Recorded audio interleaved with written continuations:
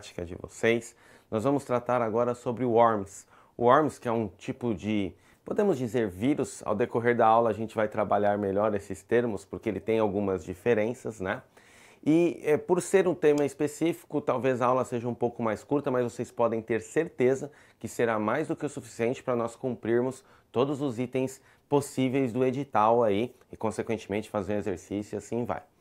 O worms, ele vem, se a gente traduzir ao pé da letra, o que é o worm em inglês? Você tá afiado em inglês aí? Worms em inglês são vermes, né? Se a gente traduzir ao pé da letra, worms em inglês são vermes. Então, qual que é a ideia de um verme, né? O verme, ele toma conta de algo, ele vai pegando espaço, ele vai corrompendo, vamos dizer assim. Então essa é a ideia principal de quando a gente pensa em worms. Quando a gente pensa num vírus, né, antes de eu entrar no textinho que eu trouxe para vocês, quando a gente pensa num vírus como um todo, o que esse vírus faz? Esse vírus normalmente ele infecta alguns programas, não é isso? Então você tem lá, por exemplo, o seu Outlook, e aí você pega um vírus, o seu computador pega um vírus que estraga o funcionamento do Outlook, ou seja, ele começa a mandar spams para outras pessoas, ou, por exemplo, você pega um vírus numa rede social, por exemplo, no Facebook da vida, que fica mandando mensagens para as pessoas, fica fazendo posts malucos lá, ou seja, aquele vírus ele está no navegador. Então é mais ou menos assim, vamos imaginar que essa minha mão esquerda aqui é um software qualquer, tá certo? Outlook, Word, qualquer software, qualquer aplicativo que seja. O vírus, ele gruda nesse software e contamina esse software aqui. Esse é o conceito de vírus. Quando a gente pensa em worms, qual que é a ideia? O worms não precisa desse software aqui para ele existir. O worms mesmo é o vírus. Ele é autorreplicante, que é o que a gente chama. Ele não precisa estar em alguém, ele não precisa de um hospedeiro. Parece aula de biologia, né? Mas o conceito é o mesmo. Ele não precisa de um hospedeiro para poder existir. O worms, ele existe por si só, tá? Eu acho que essa é o grande fio da meada e que podem existir algumas questões, né? Por exemplo, é que depende da banca examinadora, claro, mas você pega a CESP, que gosta muito de trabalhar com opção certa, opção errado, né? Ele manda uma frase e pergunta se aquela frase está certa ou errada, ou que seja a própria Fundação Carlos Chagas com os textos e assim vai. Mas, se tiver alguma questão que envolva o worms, ou alguma alternativa que envolva o worms, que fala, o worms ele é utilizado para contaminar tal programa, só aí você já sabe que aquela alternativa já não é verdade, ou se é uma afirmação, aquilo não é certo, aquilo é errado. Por quê? Porque o worms, volto a dizer, ele não precisa de um hospedeiro, ele não usa um programa para ele existir, ele existe por si só, tá? Feita essa introdução, vamos dar uma olhada com calma nesse texto aqui? Então, o worms, como eu mesmo já disse, ele é um programa autorreplicante, tá? Ou seja, diferente de um vírus, porque enquanto um vírus infecta um programa, que é a brincadeirinha que eu fiz aí da minha mão esquerda, e necessita deste programa como hospedeiro, né, para ele poder se alastrar, o worm não. O worm ele é um programa completo, tá? E ele não precisa de outro para se propagar. Então, volto a dizer, o worm ele não usa um programa, ele é o programa, tá? Por isso que ele é mais completo, tá? Então, hoje, quando a gente pensa em informática, a gente não tem como deixar passar a parte de segurança da informação, não é verdade? Quando a gente fala em segurança da informação, a gente está falando em possíveis percas de dados, percas de desempenho de um software, e softwares como esse são perigosíssimos, tá? Voltando aqui, um worm ele pode ser projetado para tomar ações maliciosas após infestar um sistema. Além de se autorreplicar, ele pode deletar arquivos, tá, em um sistema e enviar documentos por e-mail. Então vamos lá. Você tem um problema, tá? O seu computador está infectado por um worm, por exemplo. Esse worm ele tem a capacidade de enviar um e-mail como se fosse você, tá? Por isso, mais do que nunca, recebeu e-mail que é de pessoas que você não conhece, tem arquivo anexo, tem link, você nunca vai clicar. Porque normalmente esses e-mails que é enviado sozinho, como eu disse aqui no slide, o que acontece? Normalmente ele manda um link, ele manda alguma coisa que a pessoa ao clicar, ela automaticamente também pega. Porque qual que é a ideia? Altamente malicioso, né? O worm ele é altamente malicioso e ele serve para infectar. Então a ideia é, eu estou infectado, ele não está feliz por eu estar infectado. Qual que é a ideia? Ele vai infectar os outros também. Então ele manda um e-mail com link. Então aqueles e-mails, né, que a gente recebe, cuidado, você está devendo tanto, clique aqui para resolver. Tomem cuidado com isso, tá? E com esses worms é possível, inclusive, até mascarar o endereço que te mandou, né? O remetente do e-mail. Então, às vezes, está lá, sei lá, um nome confiável, tá falando da caixa, então vem lá, @caixa.org.br ou .gov, né? Você fala, não, esse site é confiável. Não, não é. Tome cuidado. Recebeu o e-mail com desconfiável, assim, tome cuidado. Banco é difícil, tá? Hoje você tem os internet bankings, os sistemas que são totalmente completos, não precisa ficar de e-mail. Tá com dúvida? De repente vai na agência, porque uma vez infectado, vai ter problemas. Isso é fato. Tudo bem? Legal. Feito aí uma introdução, já está claro para vocês que o worm ele é autorreplicante, então fique atento a esses termos, tá? Autorreplicante. Ele não precisa de um programa hospedeiro para poder infectar, tá certo? E ele é altamente malicioso, ele serve para apagar seus arquivos, tá? De repente apagar algum DLL aí do seu Windows, independente da versão, e estragar o funcionamento, enviar e-mails como se fosse você, tá? De repente, alguns com conteúdos eróticos, imagina de repente você enviando, o worm mandando e-mail por você com conteúdo erótico para um chefe, para membros da sua família, tome muito cuidado. Vamos para a segunda etapa do worms, vamos analisar aqui. A partir disso, né, então partindo desse princípio que a gente está trabalhando, o worm ele pode tornar o computador infectado totalmente vulnerável a outros ataques. Por quê? A partir do momento que ele é um programa e ele age sozinho, ele pode liberar alguma porta, tá certo? Quando você está utilizando um FTP, por exemplo, né? Um File Transfer Protocol, protocolo de transferência de arquivo, tá? Então, a partir do momento que o seu computador está infectado com worm, você está vulnerável. Ótima palavrinha também para cair em questões, tá certo? E aí, o que pode acontecer? Esses danos, eles sempre vêm pela rede. Quando a gente fala pela rede, internet, tá? Plugar um pendrive, tá certo? Então, a maioria das vezes, internet, tá? Não deixa de ser rede. Quando a gente usa uma memória auxiliar, então, de repente, você tem um amigo seu, esse amigo vai na sua casa para fazer um trabalho ou alguma coisa, você pega um pendrive, passa o antivírus antes, tá certo? De preferência, pede para ele colocar esse arquivo numa nuvem para você baixar. Hoje a gente tem o Cloud Computing, que ajuda muito nisso, né? Na minha época, quando eu estudava no colégio, nós tínhamos os disquetes, né? A gente, por exemplo, eu salvava um arquivo no Word lá e levava na casa do meu amigo para imprimir, até mesmo porque não era todo mundo que tinha impressora, diferente dos dias de hoje, que o custo deu uma baixada boa, né? Ou até mesmo para terminar o trabalho. Então, qual era o maior meio para ter contaminação de vírus nos anos 90 aí? Eram os disquetes, tá certo? Os disquetes viviam infectados, né? Hoje, quem que substitui os disquetes, né, no caso, são os pendrives, que são memórias auxiliares, tanto quanto o disquete. A diferença é que em vez de usar um drive leitor, ele usa a porta USB e tem uma capacidade infinitamente maior.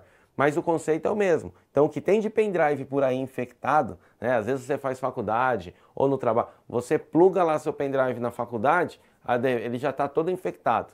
Ou o seu amigo está fazendo faculdade, alguma coisa, colégio, ele coloca o pendrive dele lá, infectou. Aí ele vai na sua casa para levar a continuação do trabalho. O que acontece com a sua máquina? Está infectada. A partir do momento que ela está infectada, ela está vulnerável. e assim vai. É uma bola de neve que não para nunca. Com isso, a gente tem o que nós chamamos de MyDoom, né? O MyDoom é o que a gente chama de problema com rede gerado pela reprodução. Por exemplo, o MyDoom ele causou uma lentidão gerada na rede de computadores mundial, nos níveis mais altos do seu ataque. Diferente dos vírus comuns, os worms podem se autorreplicar, como eu disse no slide anterior, sem a necessidade de infectar arquivos legítimos. Quando a gente fala em infectar arquivos legítimos, é o lance do hospedeiro. Então, por exemplo, um vírus ele infecta um arquivo com extensão doc. O que é um arquivo com extensão doc? É um arquivo do Word, um arquivo com extensão XLS, lembrando que doc ou docx, que seja, né, ou na versão 2007 em diante. Ele infecta um arquivo extensão XLSX, um arquivo do Excel. Isso é um vírus. O Worms ele não precisa necessariamente infectar um arquivo de origem. Então, quando falo um arquivo de origem, essa é a ideia. Ou legítimo, tá? Criando cópias funcionais de si mesmos, tá? Essas características permitem que os worms se espalhem por redes de computadores e drivers USB. Olha o que a gente estava falando agora dos USBs, né? Alguns worms também se alastram por mensagens de e-mail, criando anexos maliciosos e os enviando para a lista de contatos da conta invadida. Então foi o que eu falei para vocês. O problema não é você pegar, ele vai mandar um e-mail para quem você não conhece.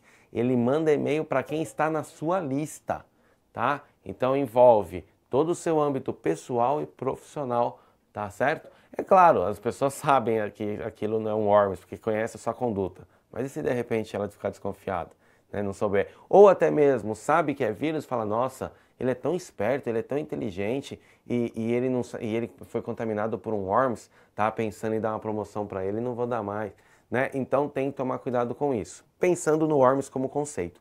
Pensando no worms como preparatório para concurso, lembre dessas palavras. Não usa software hospedeiro, tá? Não infecta arquivos legítimos, tá certo? Altamente malicioso, autorreplicante, tá? Esse é um termo clássico quando o assunto é worms. Vamos para o próximo. Como tudo tem um começo, né? E quando a gente tem o worms lá no edital, ele não vai pedir só conceito de worms. Ele vai trabalhar também com a parte histórica. A parte histórica é bem interessante a gente saber, porque podem e normalmente caem questões referentes à parte históricas. Os examinadores, né, os criadores das questões, eles buscam bastante isso, porque é uma maneira de realmente saber se a pessoa conhece da onde surgiu a origem, de onde surgiu aquilo. Trabalhando com a história aqui, vamos lá. O primeiro worm que atraiu grande atenção foi o Morris Worm. Então prestem atenção, vocês vão entender por que ele chamou Morris Worm, tá? Então, se alguma pergunta, qual foi o primeiro worm a chamar a grande atenção, né? Então, Morris Worm. Por que ele chamou Morris Worm? O worm, porque né, a ideia do verme em inglês, e Morris, porque é o sobrenome do criador dele, que a gente já vai ver aqui na sequência nesse texto. Então, o primeiro worms a surgir foi o Morris Worms. Escrito por Robert T. Morris Jr., tá? Então, o criador qual é o nome do primeiro criador ou do criador do primeiro worms? Robert T. Morris Jr.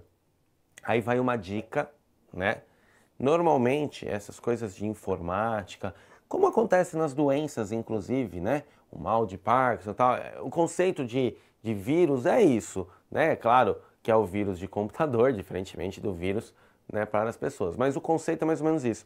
Quando tiver questões envolvendo o nome de vírus, essas coisas, na hora que vocês forem escolher as opções, fiquem atentos se o nome do vírus normalmente ele vai ter algum sobrenome do criador. Então, se tiver alguma pergunta de nome de vírus, nome de worms, né, trojans, um conceito assim, normalmente a chance de ter o sobrenome da pessoa é muito grande. Então, vai mais uma dica aí para vocês, certo? Continuando aqui, ele foi criado no Laboratório de Inteligência Artificial do Instituto de Tecnologia de Massachusetts, tá? E ele foi iniciado em 2 de novembro de 1988, tá? Sempre quando a gente trabalhar com segurança da informação, com vírus no geral, antivírus, nada aconteceu antes de meados dos anos 80, assim, nada marcante nessa área, tá? Porque quando começaram a descobrir que poderia ter esses problemas de computadores, e aí, consequentemente, quem que combate o vírus? O antivírus, né? Então, muitas coisas dessas partes de vírus, ela vem da segunda metade dos anos 80, a grande maioria, tá? Porque tem examinador que gosta de trabalhar com data, né? E rapidamente infectou um grande número de computadores pela internet. Ele se propagou através de uma série de erros no BSD Unix, tá? Lembrando, Unix é um sistema operacional. Ele é um sistema operacional que trabalha com computadores de grande porte, que trabalha com mainframes, supercomputadores, tá certo? E seus similares. Então, todos os BSD Unix e os similares foram infectados naquela época. Morris foi condenado, né, o autor dele, né, o Robert Morris Jr., foi condenado a prestar 400 horas de serviços à comunidade e pagar uma multa de $10.000 nos Estados Unidos. Então, olha só, ele percebeu uma falha, tá? Normalmente os criadores de vírus são muito inteligentes e muitas vezes eles até acabam sendo contratados pelas empresas de antivírus, né, para poder combater. Mas enfim, o que Morris fez, né? O que Robert Morris Jr. fez? Ele percebeu uma falha no BSD Unix e a partir dessa falha, uma brecha, ele criou esse Worms aí, tá? Não foi melhor porque foi descoberto, não é verdade? E aí ele foi obrigado a prestar essas 400 horas de trabalho comunitário, mais uma multa de $10.000, isso no fim dos anos 80. Aí a gente entra nos famosos backdoors, tá? O que é backdoor? Se a gente traduzir ao pé da letra, porta dos fundos, né? A porta de trás. Muito bem. Os worms Sobig e Maidum instalaram backdoors, tá? Backdoors são brechas, é mais ou menos assim. Trazendo para o mundo real, você mora numa casa, tá certo? Essa casa você tem lá na sua porta, você tem trinco, leitor biométrico e tal. Só que a sua casa tem uma porta dos fundos que ela não é tão protegida, tá? Aí entra uma pessoa na sua casa, a ideia disso seria até uma pessoa conhecida, e ela abre a porta dos fundos. Ela deixa a porta dos fundos aberta. Então ela acabou de criar uma brecha para uma pessoa entrar. Concordam comigo? O conceito de backdoors no computador é exatamente isso. É instalado um programa no seu computador, esse programa ele abre uma brecha, tá certo? E automaticamente mas fica facilitado uma possível invasão. Tornando-os abertos a ataques via internet. Esses computadores zumbis, tá, são utilizados para enviar e-mails, que são os famosos spams, ou para atacar endereços de sites da internet. Acredita-se que spammers, lembrando, spammers são as pessoas que enviam spams, tá? Spams são aqueles e-mails em massa. Pagam para a criação destes worms. E criadores de worms já foram apanhados vendendo listas de endereço IP de máquinas infectadas. Outros tentam afetar empresas com ataques de negação de serviço propositais. E as brechas podem também ser exploradas por outros worms, como Doomjuice, que é um exemplo bem famoso de worms, que se espalha utilizando uma brecha aberta pelo Maidum. Então é mais ou menos isso. Vou explicar de uma maneira bem rápida. Eu crio uma série de worms, eu crio um worms. E esse worms eu consigo resgatar um monte de IP, lembrando que IP, Internet Protocol. Então é mais ou menos assim. Digamos que eu tenho uma loja e eu quero divulgar essa loja. Alguém chega em mim e fala, olha, eu tenho uma lista de e-mails para você divulgar. Ah, legal, isso é spam, né? Mas digamos que essa lista de e-mails que essa pessoa tem é autorizada, foram pessoas que cadastraram, foram leads recolhidos, vamos dizer assim. No caso do Worms, seriam leads também, só que seriam informações que as pessoas não deram elas. Então eu consigo resgatar uma série de IP e existem criadores de Worms que vendem essa lista de IP, tá certo? Então normalmente não necessariamente 100% dos casos, mas pode ser de você receber uma lista, você receber uma série de e-mails, né? E você fala, nossa, mas eu não lembro de ter me cadastrado aqui. É uma chance de ser um worms, tá certo?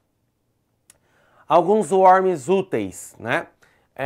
A gente tem os worms da família Nash, tá? Ou NAC, tá? Que eles tentam buscar e instalar patches do site da Microsoft para corrigir vulnerabilidades do sistema, tá? As mesmas vulnerabilidades que os worms exploram. Olha que legal. Então você tem um worm para explorar uma vulnerabilidade, né? Para bloquear uma possível vulnerabilidade. Esse mundo de vírus e antivírus, herói e vilão se confundem, tá certo? Porque é mais ou menos, eu tenho um vírus que infecta tal coisa, tá? Mas se ele consegue acessar, então eu venho com um antivírus que consegue bloquear isso, tá certo? Muito bem. Isso eventualmente torna o sistema atingido mais seguro, mas gera um tráfego na rede considerável. Isso é um revés aí. Frequentemente maior que o dos worms que eles estão protegendo, causando reboots na máquina. Lembrando que reboots é só um jeito chique de falar reinicialização. O computador é reinicializado, tá? E talvez o mais importante, fazem o seu trabalho sem a permissão do usuário do computador. Por isso, muitos especialistas de segurança desprezam os worms, independente do que eles fazem. Então é mais ou menos assim. Nós temos os worms que contaminam. Esses são os vilões. Mas nós temos worms, por exemplo, da família NAC ou NASH, tá? Que são do bem. Eles bloqueiam possíveis vulnerabilidades. Mas devido a ter um grande tráfego, um grande volume de informações, normalmente ele causa um desgaste no sistema, um desgaste no uso, né? Causando uma reinicialização, tal, perdendo o desempenho da máquina. Então, mesmo em casos como esse, que seriam worms do bem, vamos chamar assim, os especialistas não são muito fã, não. Tá certo? Trabalhei com vocês todos os pontos de worms. A ideia é que vocês estejam preparados para responder qualquer questão aí no seu concurso que envolva worms, tá certo? Espero que vocês tenham entendido e até a próxima!